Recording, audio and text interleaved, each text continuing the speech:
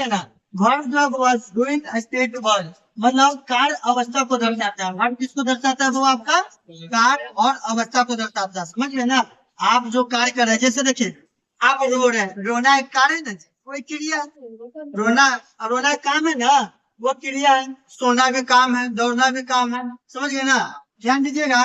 Axillary verb बोले तो helping verb मतलब सहायक क्रिया हो गया।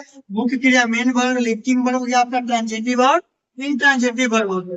अभी हम चर्चा करेंगे बच्चा एक्सिलरी वर्ब। कहने का मतलब कि जो हेल्पिंग वर्ब है इसको हेल्पिंग वर्ब कहते हैं।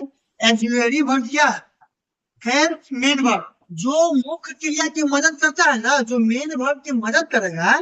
बात तो समझिएगा। जो मेन वर्ब की मदद करेगा वही क्या करेगा? एक्सिलरी वर्ब कहलाएगा। जैसे यहाँ पर देखिए, ध्यान दीजिएगा एक एग्जांपल में, स्लीपिंग तो सोना मुख्य क्रिया हो गया। आपका मेन वर्ब क्या हो गया? सोना। तो जब सोने का कार्य कर रहे हैं, सोना, रोना, हंसना, ये सब मेन वर्ब। इसकी मदद कौन कर रहा है?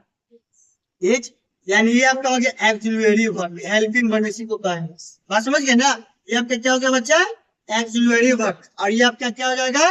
Main verb. लेकिन कोई कोई ऐसा भी वर्ड रहता है, ऐसा भी कोई कोई सेंटेंस रहेगा जिसमें आपका एक्सिलरी वर्ब ना रहेगा, डायरेक्ट मेन वर्ब रहेगा। जैसे यहाँ पर देखिए ही वर्ब, तो यहाँ पर जो काम है, काम ये क्या है? ये वर्ब, वर्ब क्या हो जाएगा आपका? मेन वर्ब हो जाएगा। समझ गए ना। यहाँ पे एक्सिलरी वर्ब नहीं है। एक्सिलरी वर्ब वह वर्ब है जो मेन वर्ब की मदद करता है। समझ गया ना। यहाँ क्या हुआ? I am teaching, I am teaching हो गया एक्सिलरी वर्ब। ये हो गया क्या? पढ़ाना, मतलब हम पढ़ा रहे, मेन वर्ब हो गया। यहाँ ध्यान comes before the main verb.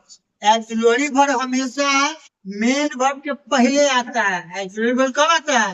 Main verb के पहले आता है। ठीक है। may और may not be present in the sentence।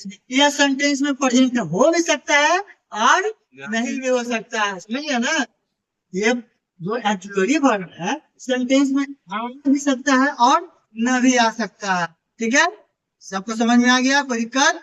चलिए आगे ध्यान दीजिएगा। मेन वर्ब की चर्चा करते हैं। Main verb denotes the main action and step. आपका जो मेन एक्शन है, मेन एक्शन मतलब मुख्य क्रिया को दर्शाता है। जैसे सोना, तो आप सो रहे हैं तो पता चला कि आप क्या कर रहे हैं? सो रहे हैं। तो सोना क्या हो गया? आपका मुख्य अवस्था हो गया, क्रिया हो गया, वही मेन वर्ब होता है। यहाँ पर देखिए must come in a sentence. वह सेंटेंस में क्या होता है? आता है। सेंटेंस में आएगा ही आएगा। जैसे यहाँ पर देखिए ही बस, तो ये हो गया मेन वर्ब हो गया। यहाँ पर देखिए आई टीच, आई टीच, यहाँ पर टीच क्या हो गया? आपका मेन वर्ब हो गया। ये क्या हो जाएगा? आपका मेन वर्ब हो जाएगा। ठीक है ना। इसी तरीका से और एग्जांपल रहेगा आपको उसमें हेल्पिंग वर्ब। जैसे तुम बताओ, खड़ा हो, स्टैंड अप, खड़ा हो जाओ, बोलो Radha is sleeping. Sleeping main verb. और इसमें हेल्पिंग वर्ब कौन होगा? बैठो। He is playing cricket. तुम बताओ, stand up. He is playing cricket. He is PLAYING playing CRICK cricket. यहाँ पे आपका मेन वर्ब कौन है और हेल्पिंग वर्ब कौन है? Main verb cricket. Main verb cricket. Cricket मुख्य क्रिया हुआ जी। प्लेइंग क्रिकेट, प्लेइंग है ना जी। और आपका हेल्पिंग वर्ब क्या होगा? क्रिकेट खेल रहा है, क्रिकेट खेल रहा है तो खेलना ना आपका क्रिया हुआ जी। मेन आपका खेलना ना क्रिया हुआ। समझ गया ना।